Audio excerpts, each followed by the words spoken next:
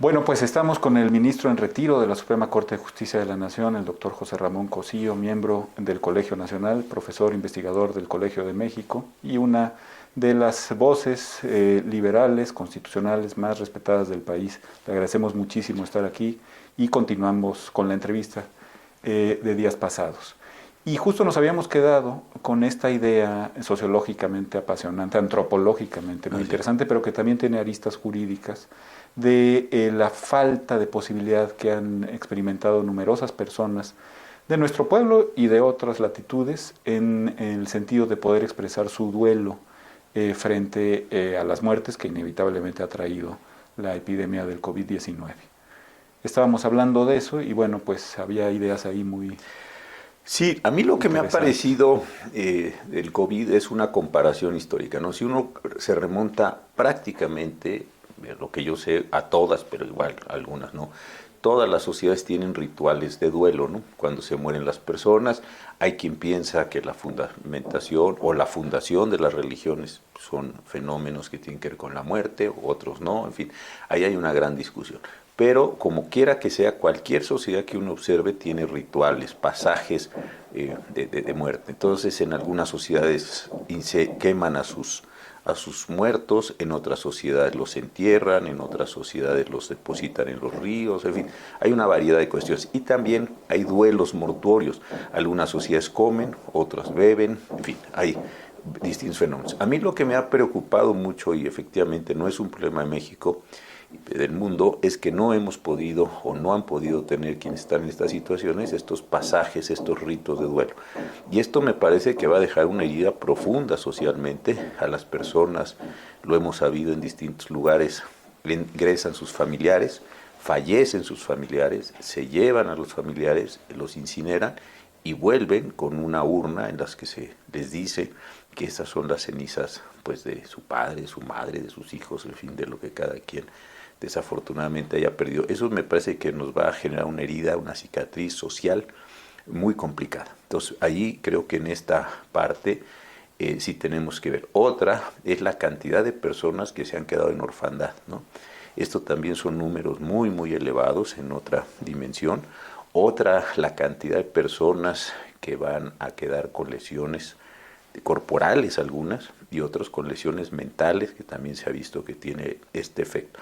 Entonces, más allá de lo desafortunado, del tiempo de duración, sí creo que va a haber secuelas sociales de estas que con el tiempo se extienden y que generan distintos comportamientos. Y el derecho, evidentemente, como lo habíamos platicado, Rafa, pues va a tener que entrar a tener algunos de estos casos, ¿no? Y elementos. Y tú que conoces pues muchísima historia del derecho, has visto estos fenómenos. Yo el otro día vi en el libro de Planiol todo este tema de la desaparición, de la declaración de ausencia, cómo después de la guerra se emiten disposiciones particulares para decir quien haya fallecido en estos episodios o en estos acontecimientos, se van a acortar enormemente los plazos de contabilidad o las condiciones de identificación.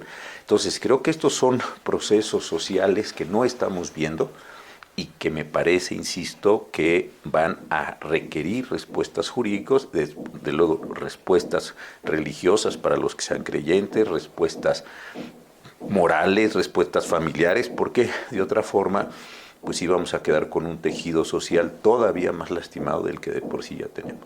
Justo también platicábamos y me viene la idea por la cuestión de la declaración de ausencia, de pues las enormes cantidades, no de esta administración, ni siquiera relacionado con la epidemia, por supuesto, la cantidad enorme de desaparecidos que sí, por desgracia hemos sí, experimentado. Y bueno, decíamos, los juristas, las juristas, hoy por hoy somos, en cierto modo, recordando el libro de Müller, juristas del horror. O sea, nos hemos tenido toda proporción guardada, por supuesto, pero que enfrentar al horror como cotidianidad. Sí, yo cuando salí de la corte empecé a trabajar con ellos, con el Comité Internacional de Cruz Roja aquí, y ellos me llevaron a varias partes del país, Veracruz, Chihuahua, Coahuila, donde estuve trabajando con familiares de desaparecidos. Hoy mantengo algunos contactos con ellos y yo creo que es uno de los fenómenos humanos más dolorosos que puede haber. Y justamente regreso a lo que hace un rato decía, no es que sea fácil pero insisto, culturalmente, religiosamente, moralmente, económicamente, hay todos los pasajes para que pues encontremos consuelo, encontremos formas de enterrar a los muertos y empezar los procesos de duelo. Pero una persona que tiene un familiar desaparecido no puede iniciar un duelo. ¿Por qué? Porque al final de cuentas no hay un cadáver, no hay o la certeza, si no es que es el cadáver, de que la persona estaba ahí y esta persona, pues desafortunadamente se quemó, fue tragada por el mar en un naufragio, en fin, este tipo de fenómenos donde también para eso hay ritos de paso. Pero en la situación de las personas desaparecidas en nuestro país y en otros muchos países donde se ha dado este fenómeno tan triste, no hay modo de empezar el duelo. Es que eso me parece a mí que es gravísimo, ¿no?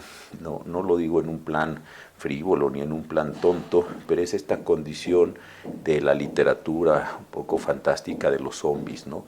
Que ni están muertos, no están vivos. Es una situación que debe ser terriblemente complicada. Y sí creo que estamos viviendo un proceso de normalización social. Creo que las personas están aceptando, bueno, lo habrán desaparecido o no, quién sabe si esté o se haya ido, quién sabe si se fue porque estaba buscando otro mejor proyecto de vida o algo alternativo, o de plano, si lo desaparecieron, pues por algo habrá sido. Y yo creo que ese proceso de normalización es también terriblemente doloroso, ¿no? Yo alguna vez pensaba cómo inició el proceso de las abuelas de la Plaza de Mayo, luego las madres de la Plaza de Mayo, fue precisamente eso. De ahí se generó uno de los movimientos sociales más importantes en la Argentina, que al final de cuentas fueron de los que confrontaron, más allá de otras cosas, a la dictadura. Y este es otra vez ese dolor, esa búsqueda, si los nietos fueron dados en adopción, o los hijos desaparecidos, o las hijas desaparecidas. Creo que este va a ser un fenómeno enorme. Y sí me parece que la profesión ha hecho como muy poco en este sentido. Desde un lado, después está la declaración especial de ausencia, bastante mal regulada, por cierto. Por otro lado, más allá de que también los fenómenos son históricos, son largos, pues se le quitó una cantidad importante a la Comisión Nacional de Búsqueda que preside o dirige Carla Quintana. Me parece que la han dejado en una situación muy endeble. Y otro fenómeno que también es muy grave para mí es que todo el fenómeno migratorio que se está dando por nuestro país hacia los Estados Unidos en las condiciones cada vez más precarias de Haití, de Nicaragua, El Salvador, pues va a provocar grandes flujos migratorios por el territorio nacional, y esto me parece que ya lo hemos visto con San Fernando y algunos otros lugares, puede, y de verdad es que ojalá no suceda, pero puede incrementarnos enormemente el número de desaparecidos, ya no solo de mexicanos y mexicanas, sino de otras naciones, con el problema, desde luego, de la responsabilidad internacional y nacional del Estado mexicano. Entonces creo que ahí hay un fenómeno gravísimo, yo creo que es uno de los fenómenos más serios de nuestro tiempo, pero insisto, y desafortunadamente se ha ido normalizando, y hoy parece como que pues es algo o menor o es algo de otros, cuando sí debería ser una reflexión nacional completa. Obviamente los operadores jurídicos, todos, ¿no?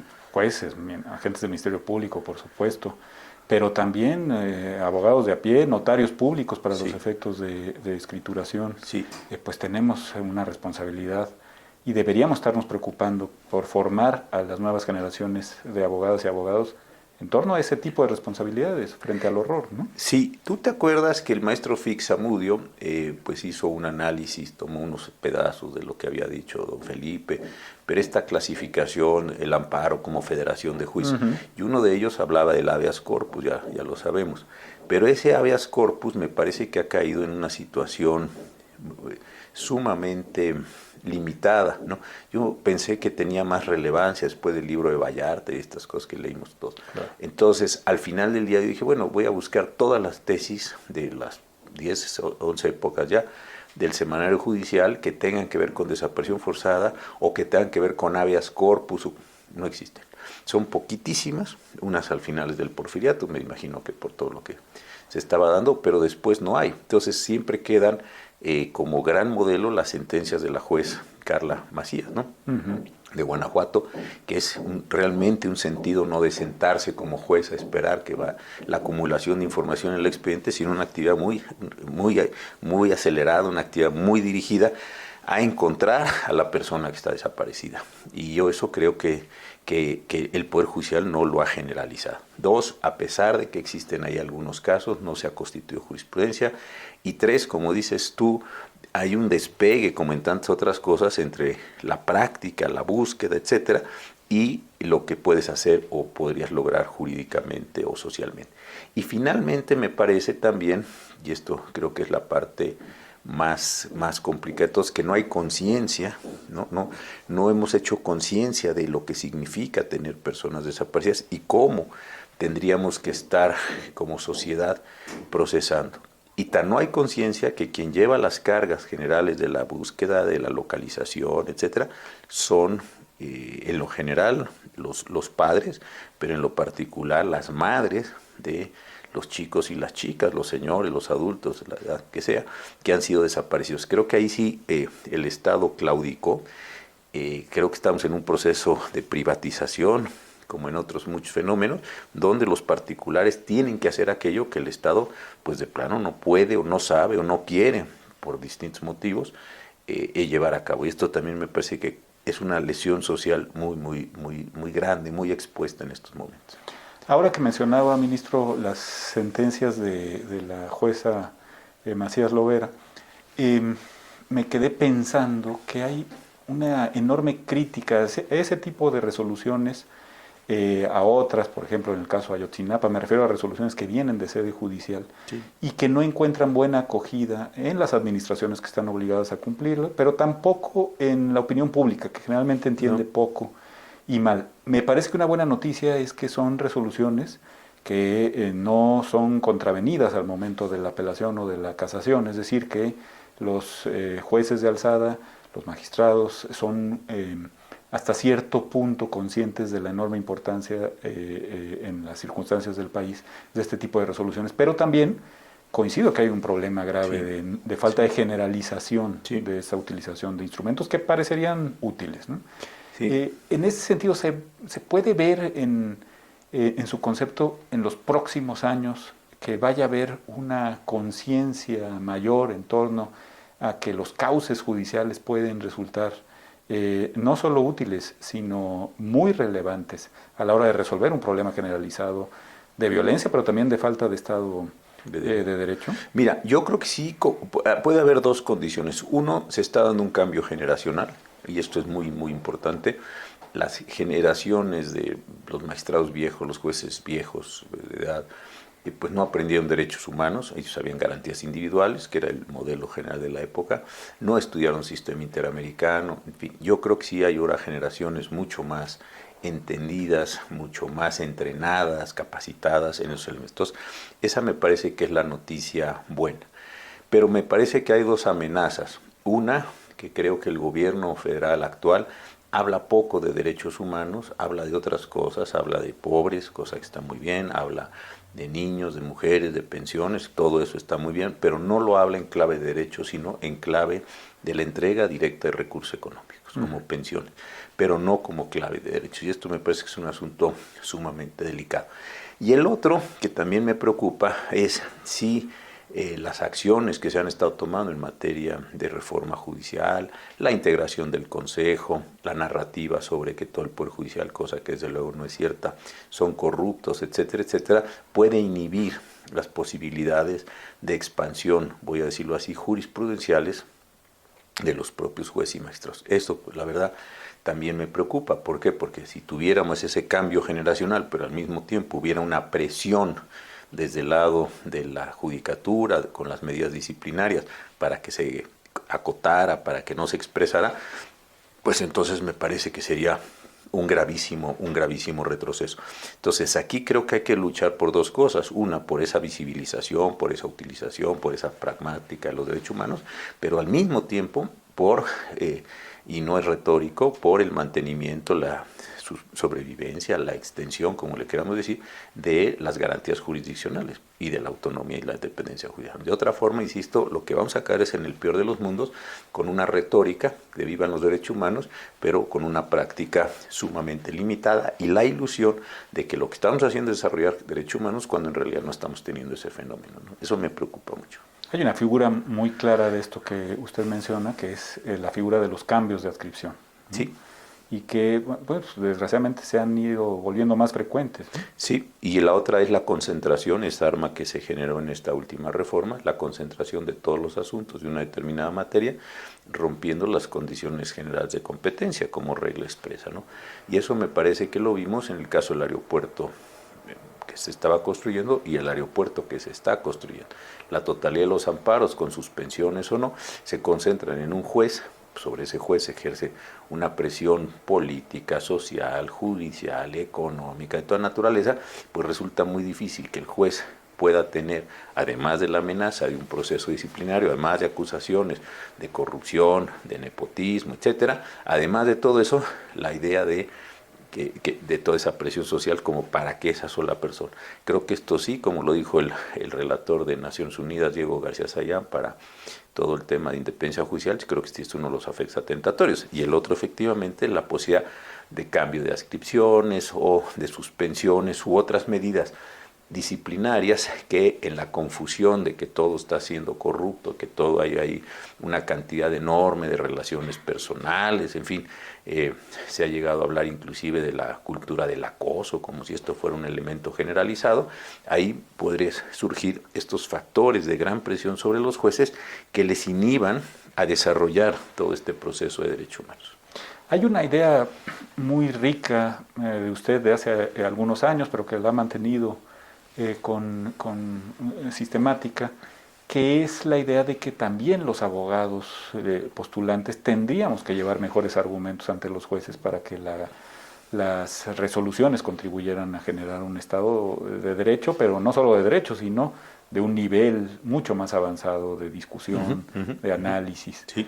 ¿Cómo ve ahorita la situación en este momento? Me refiero a temas muy evidentes como la falta de colegiación obligatoria, pero también a temas de independencia de los defensores, de capacidad de llevar argumentos autónomos, bien pensados, bien estructurados ante los tribunales. Yo tengo la fortuna de tener amistad con el doctor Sarucán, con Julia Carabias, alguna relación tuve con Mario Molina.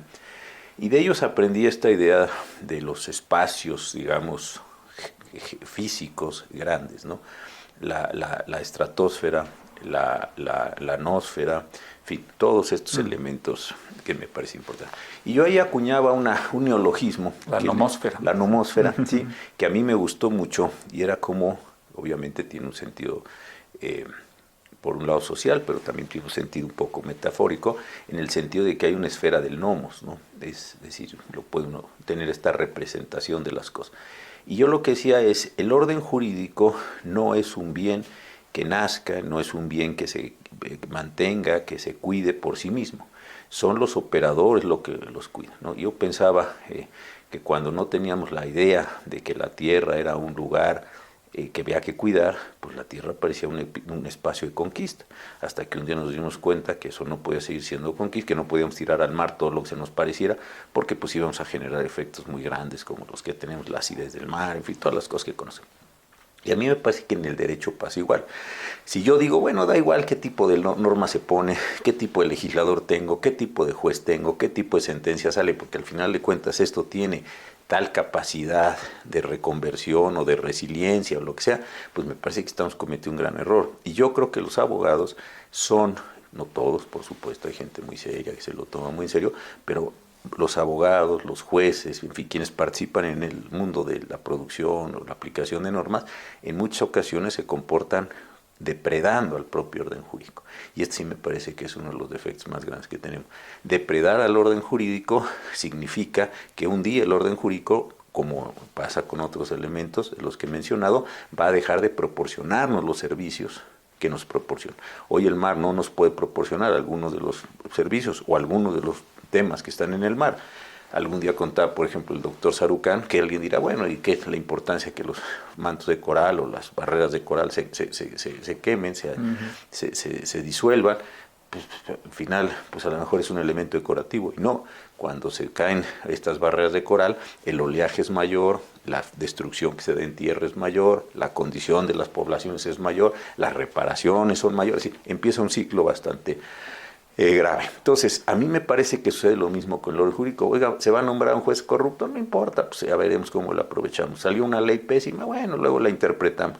Y ahí la profesión creo que no cuida el hábitat en el cual se desempeña, sino que en ocasiones busca hasta depredarlo intencionadamente para obtener, como pasa con los procesos de depredación del medio ambiente o de lo que sea, estos procesos de destrucción. Yo esa es la parte que sí no veo una profesión consciente de el cuidado de aquellas actividades, procesos, normas, etcétera, que forman parte de esto que metafóricamente, insisto, le podemos llamar una nomósfera, como un espacio que nosotros mismos debiéramos estar cuidando. Muchos incentivos perversamente alineados Muchísimos. para aprovechar esta depredación. Como el juez es tonto, pues ya veremos cómo le tomamos el pelo. El juez es corrupto, pues ya veremos cómo le sacamos provecho. Es decir, al final de cuentas, pues entonces todo el mundo empieza a jugar. O quítale esta parte para que quede una norma intencionadamente ambigua y después vemos, pues entonces va esto en demérito de todos estos elementos. Y yo algún día me hacía esta pregunta: ¿quién cuida el medio ambiente jurídico? Esta nomósfera entre nosotros. Pues yo pensaba, la Suprema Corte resuelve el litigio. Tiene una litis, no puede salir a traer los casos. El legislador cumple unas normas. No hay como un policía, que tampoco es buena expresión, un vigilante, un cuidador. Yo creo que eso está descentralizado en todos los que participamos y muchos de los que participan o participamos no estamos teniendo la capacidad de observar eso como una realidad, que de hecho lo es, en todo este sentido. Entonces sale, insisto, una norma mala, no importa. Se nombra una serie de personas que no tienen la menor idea de cómo aplicar, no importa. Y entonces, claro, el deterioro va siendo grande, y yo lo pensaba igual, pensemos en un bosque. Pues si yo talo el bosque, bueno, pues después ¿qué vendrá? Pues después vendrá erosión, después vendrá desplazamiento interno por razones climáticas y todos los fenómenos que hemos visto en nuestro tiempo. Bueno, pues ya veremos qué hacemos después. No, pues no es así el asunto. Y eso sí me parece que se ha ido dando. Yo desde que empecé a estudiar noto un deterioro en el orden jurídico, no en las prácticas, no en la corrupción, pero las leyes creo que están peor redactadas, creo que los supuestos normativos que son muy ambiguos, creo que hay un desorden administrativo, sabemos toda la relación constitución, ley, reglamento, pero abajo, pues eso ya es la selva, ¿no? La diferencia entre acuerdos, circulares, decretos, es aquello ya un mundo muy abigarrado de temas contradictorios que no generan ninguna función, que no generan ningún orden, ninguna racionalidad, y eso me parece que también lo estamos normalizando muchísimo. ¿Un Ministerio de Justicia? Yo creo que esa sería una... Sí, a mí la idea del Ministerio de Justicia me gustaría, porque mucho de lo que hacen... Tú lo conoces, los ministerios de justicia tienen comisiones de codificación, no se trata de estar ahí sacando leyes sin ton ni son, o presumir que el fulanito de tal o fulanita de tal, cuando terminó la legislatura, fue el senador o la senadora, la diputada, que más iniciativas presentó, como si fuera un problema de producción de bienes, ¿no? Como si estuvieran produciendo cualquier garnachas o lo que sea. Entonces ahí hay problemas muy severos, y esa mi parte que me gusta es esa comisión de codificación, una condición general de vigilancia que creo que se puede hacer. La consejería tiene que defender al presidente, esa es su función, el fiscal tiene que perseguir delitos, el Estado de Gobernación tiene que armar procesos entre los distintos órganos de gobierno y los distintos niveles de gobierno, pero ¿quién fija, quién cuida, quién dice, oye, ¿cómo está la ley de quiebras? ¿Cómo va a ser la nueva legislación del derecho de familia en los próximos años?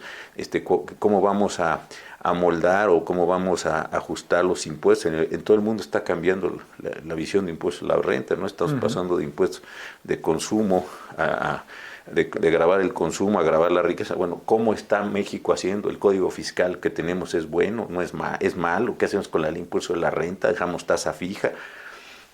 ¿Quién está pensando en eso? Proteger la nomósfera. Proteger la nomósfera. A mí eso me parece que es una idea interesante. ¿Alguna vez habló usted también de la necesidad de generar peritos, expertos realmente en las diversas ciencias, que tuvieran una capacidad real de acudir de manera independiente a manifestar frente a los tribunales sus criterios, ¿no? Y eso, bueno, pues ha quedado un poco, hay algunos esfuerzos y demás, pero era muy interesante la idea de un listado de peritos autónomos que fueran realmente pusiéramos a la ley de la oferta y la demanda a funcionar. Yo en la presidencia de los ministros Azuela y Ortiz Mayagoitia tuvimos grandes avances en eso.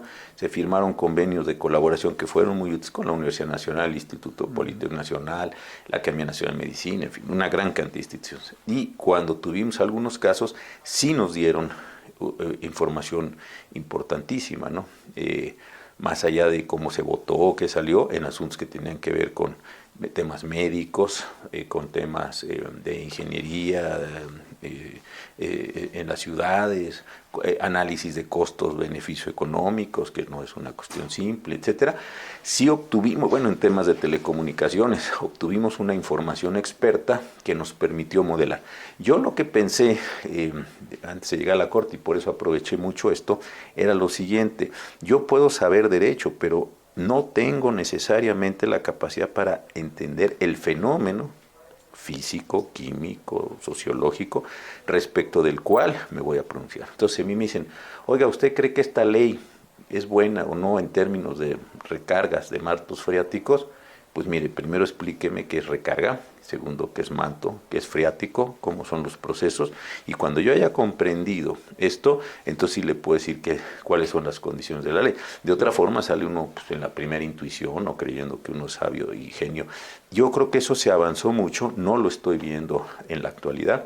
También creo que en esa presidencia de ministro Suela y el ministro Ortiz Mayagoitia se utilizó también las audiencias públicas, que son altamente útiles, porque otra vez no se le va a preguntar de derechos, se le va a preguntar de lo que están ahí, los fenómenos que se van a ver. Y la otra cosa es la de la amicus curiae, que me parece también de extraordinaria importancia. ¿Por qué? Porque ya sabemos, quien presenta la opinión no queda amarrado, puede decir esta expresión, a la litis, sino que presenta información que ilumina de manera general el proceso decisorio que se está viendo. Yo creo que estas digámoslo así, entradas laterales de información son extraordinariamente importantes para tener una condición mayor.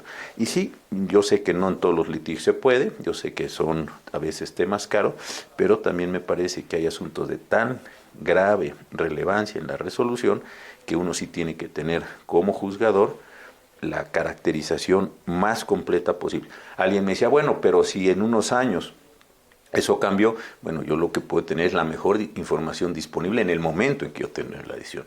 No sé qué vaya a pasar en 50 años, a lo mejor en 50 años sí sé que ciertas sustancias sí causaban daños o no, pero eso no lo sé. Claro. Pero en este momento, con la mejor información, se puede tomar la mejor decisión de este tipo. Ya después veremos si resiste el paso de los años, pero por lo pronto que resista la decisión presente, ¿no? Claro. Doctor, hoy, justo hoy, da la casualidad, feliz casualidad, que el retrato del maestro Fix Zamudio va a ser develado en el Colegio Nacional. Usted forma parte y usted va a estar en la sesión.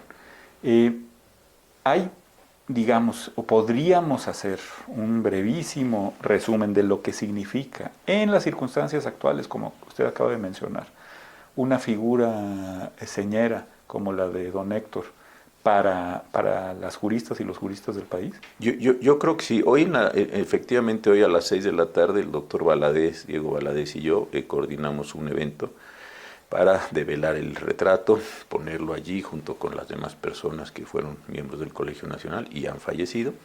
Y eso lo vamos a hacer hoy. Y yo creo que el maestro Fix sí tuvo una característica central en su momento que no se nota hoy porque tuvo la habilidad él de hacer la práctica, pero que fue a finales de los años 50, comienzos de los 60, haber roto o haber impuesto más que roto una condición mucho más científica para el estudio del derecho, ¿no?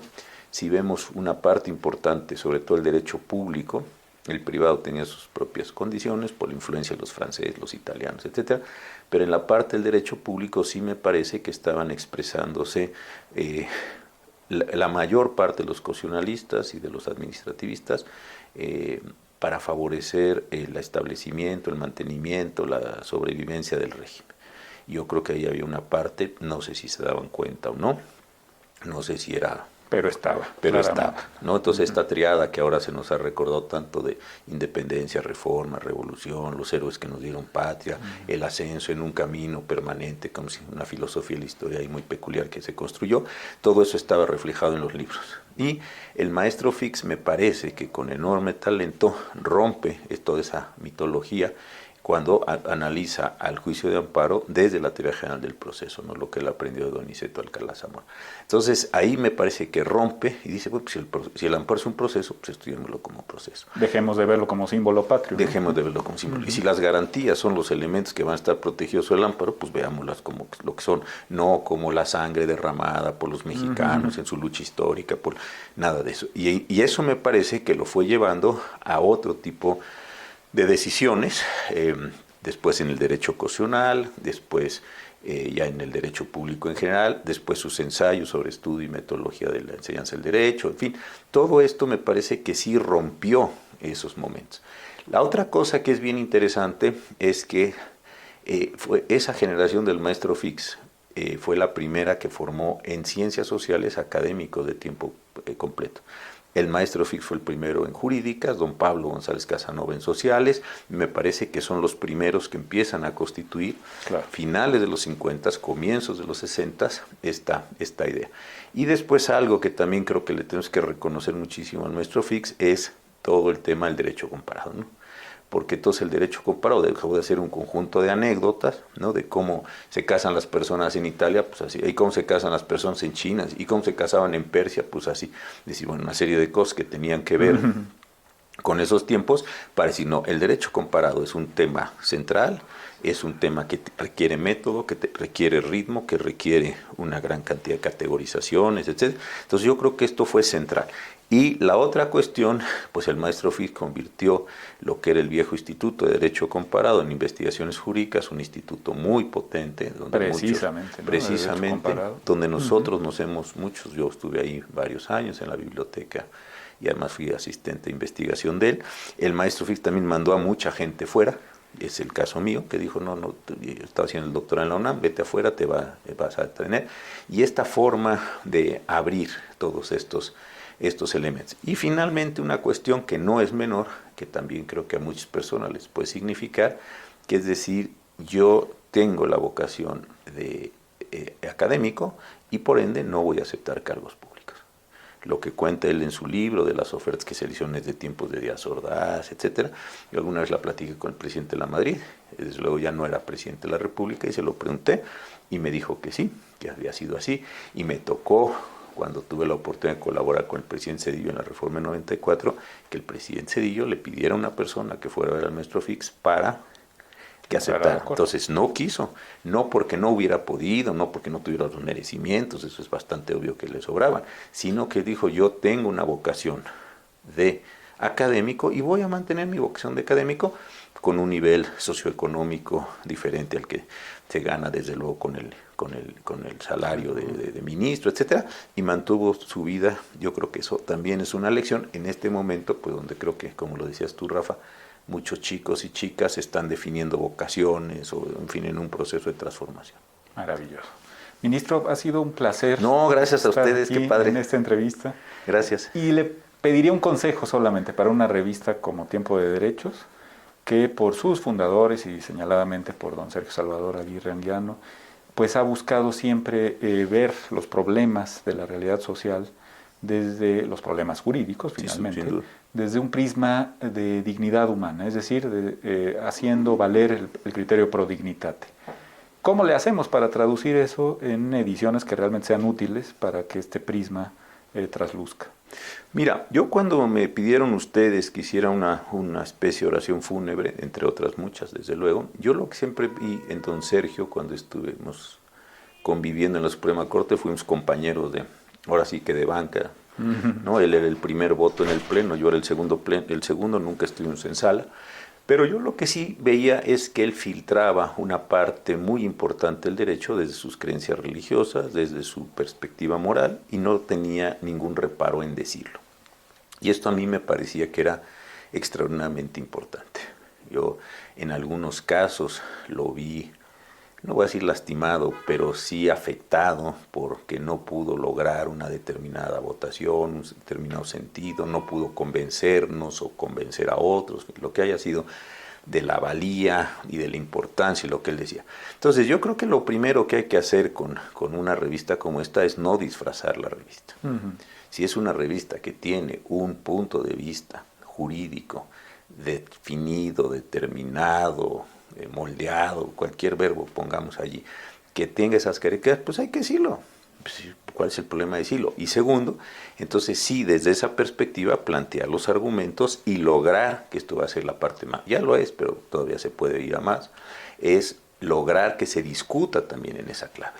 Claro. A mí no me preocupa eso en absoluto. Pues habrá uno que tenga una revista de izquierda, uno tendrá una revista anticlerical, eso me parece estupendo. Uno tendrá la posibilidad de leer, la posibilidad de considerar los distintos elementos. Pero creo que lo que no puede ser la revista nunca es una revista vergonzante, como queriendo pasar los argumentos como si fuera otra cosa. Esta revista es así, como pasa, y tú lo conoces muy bien, como pasó con la editorial Jus, con otras editoriales. Si nosotros tenemos una posición en la vida, ante el mundo, ante el derecho, y es esta, y estamos dispuestos a discutirla y no nos avergonzamos de tenerla.